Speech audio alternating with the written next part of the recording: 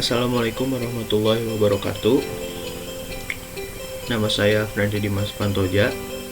NIM saya adalah 11011842277 dan saya berasal dari kelas TT 4209.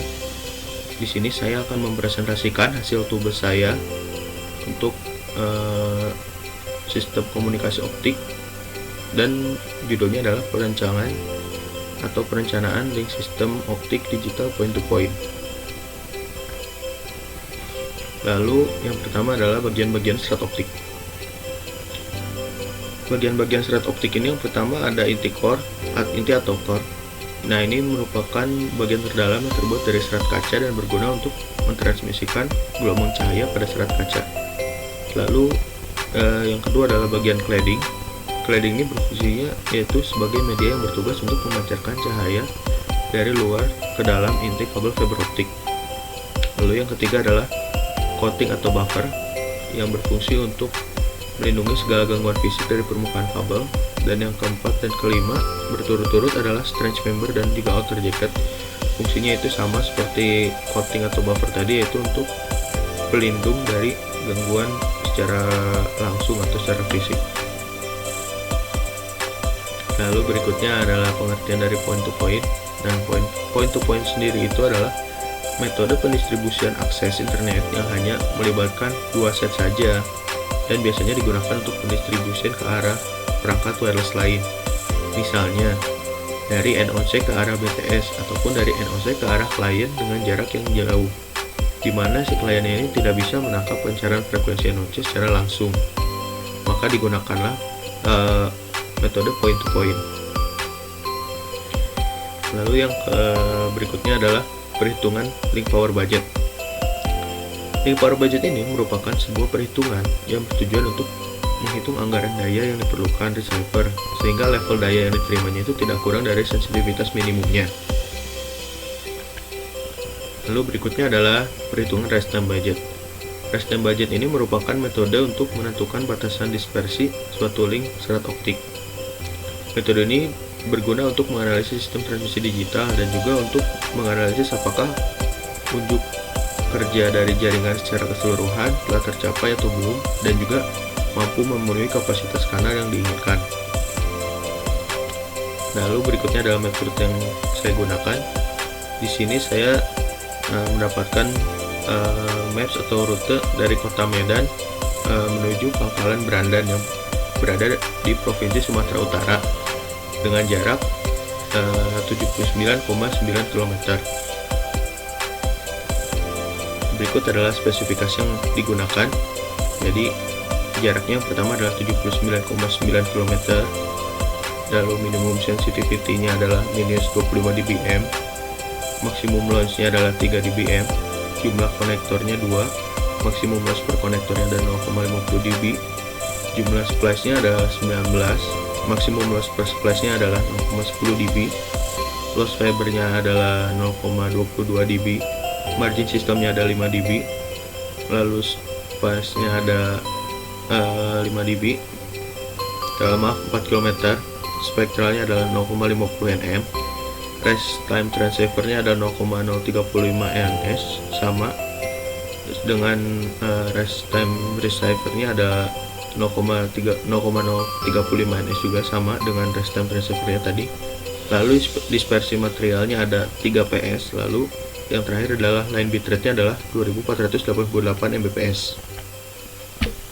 Berikutnya adalah perhitungan link power budget. Nah, di sini saya menggunakan aplikasi Google Colapse untuk melakukan perhitungan. Nah, di sini jadi awalnya saya menggunakan atau memasukkan kode atau codingannya ke dalam Google Colapse ini. Lalu di sini ada perhitungannya dari link power budgetnya.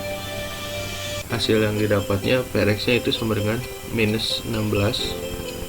Lalu ini LPB-nya atau link power budgetnya sudah terpenuhi.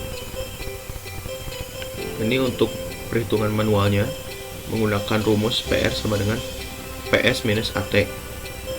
Di sini tinggal dimasukkan aja angkanya dari spesifikasi yang tadi. Dengan saya NSP-nya adalah 19, dan jaraknya adalah 79,9 km, dan hasil yang didapat adalah minus 22,478. Nah, ini sudah memenuhi syarat dari PLB karena minimumnya adalah lebih kecil dari sensitivity-nya, atau sensitivity-nya itu minus 25. Nah, ini untuk perhitungan rest time budget.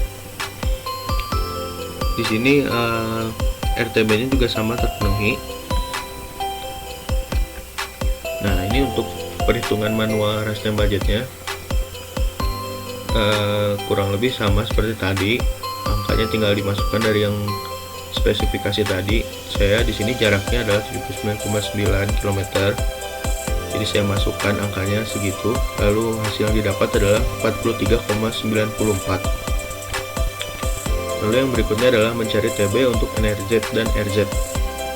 Nah, untuk NRZ ini adalah hasil yang didapat adalah 0,28 ns, dan juga tadi sebelumnya TB-nya adalah 0,4 ns. Lalu berikutnya untuk RZ-nya adalah 0,14 ns. Nah, di sini baik NRZ ataupun RZ-nya tidak memenuhi syarat untuk RTB atau rest time budget. Nah, untuk memenuhi syaratnya kita dapat menggunakan cara-cara berikut. Jadi yang pertama adalah menghitung Lmax dari line codingannya. Lalu yang kedua adalah menghitung Lmax launch TX minimum dan maksimum sensitivity. Lalu yang ketiga adalah memilih Lmax yang paling pendek. Lalu yang keempat adalah membandingkan Lmax dengan jarak sesungguhnya. Nah, di sini adalah menghitung Lmax dari line codingannya. Cara yang pertama yaitu dengan NRZ adalah berikut kan tadi TB-nya adalah 0,28 ns dan hasil yang didapatnya adalah Lmax-nya 0,6 km. Lalu untuk yang RZ-nya adalah 0,14 ns, ini TB-nya, dan Lmax-nya adalah 0,32 km. Nah, di sini adalah cara untuk menghitung Lmax-nya, minimum launch TX dan minimum sensitivity. Rumusnya adalah PR sama dengan PS minus AT. Di sini kurang lebih sama dengan spek yang tadi, tinggal dimasukin aja angkanya. NSP-nya saya di sini adalah 19 dan juga hasilnya adalah 91 km untuk Lmax-nya. Di sini kita memilih Lmax terpendek dari perhitungan yang tadi telah dilakukan. NRZ, RZ, dan TX minimum sensitivity. Dari ketiga itu yang didapat paling pendek adalah yang RZ-nya, yaitu 0,32 km. Nah, yang berikutnya adalah membandingkan Lmax dengan L atau panjang aslinya atau jarak aslinya. Nah, di sini kita untuk memenuhi atau menentukan jumlah link yang akan digunakan, kita dapat menggunakan syarat berikut. Jadi yang pertama, jika Lmax-nya kurang dari L atau jarak aslinya, maka membutuhkan 2 link. Jika melebihi dari L atau jarak aslinya, maka membutuhkan 1 link saja. Tapi di sini kita tidak memenuhi syarat kedua. Jadi kita menggunakan syarat pertama, yaitu membutuhkan 2 link, karena kita tidak melebihi angka yang didapat tidak melebihi jarak aslinya, yaitu 79,9 km. Jadi di sini kesimpulannya kita membutuhkan 2 link untuk dapat menghubungkan antara kota Medan dan juga Pangkalan Berandan. Nah, yang berikutnya adalah menghitung bitrate. Menghitung bitrate ini rumusnya adalah TB sama dengan 1 per TSYS dikali 1000. TSYS-nya adalah 43,94. Hasil yang didapat dari bitrate-nya ini adalah 22,75. Baik, saya rasa sekian penjelasan dari saya. Saya memohon maaf sebesar-besarnya bila ada kesalahan ataupun kata-kata yang tidak berkenan. Kurang lebihnya mohon maaf. Wassalamualaikum warahmatullahi wabarakatuh.